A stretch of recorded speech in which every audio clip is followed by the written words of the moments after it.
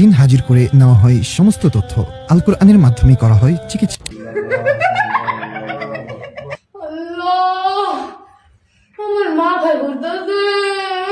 আলহামদুলিল্লাহ ভাই, অনুভূতি আসলে এমন লাগতেছে যেটা ভাষায় প্রকাশ করতে পারবো না।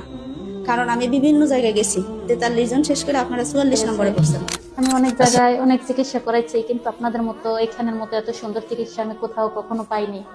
তো আলহামদুলিল্লাহ এখানে এসে আমাদের খুব চিকিৎসা ভালোই হয়েছে।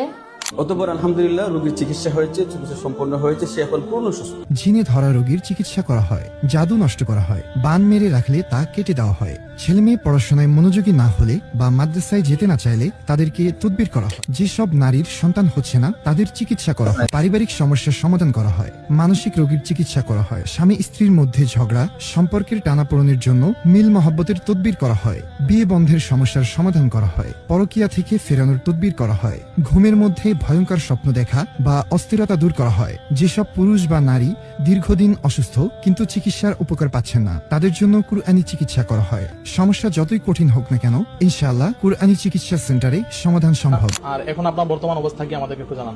আলহামদুলিল্লাহ এখন আমরা অনেক ভালো আছি। আমার পূর্বে এখানে আসার আগে আমরা খুবই অসুস্থ ছিলাম ফ্যামিলিতে, আমার ছেলে মেয়ে সহ আমি খুবই অসুস্থ। ছেলে অবাধ্য, কথা শুনে না, মেয়ের পড়ালেখা নষ্ট, সব বিষয়ে জিনের আক্রমণ, নষ্টবান জাদুটানা কুফুরি অনেক কিছু ছিল। এখানে আসা চিকিৎসা হওয়ার পর অলৌকিকভাবে আমরা সুস্থ হয়ে গেছি আলহামদুলিল্লাহ। আলহামদুলিল্লাহ। আল্লাহর কিতাবের আলোয় শান্তির জীবন ফিরে পেতে আজই যোগাযোগ করুন প্রধান চিকিৎসক বিশিষ্ট রাকি ও মুদাব্বির মাওলানা রুহুল আমিন ও হাফিজ কারি হেমায়েত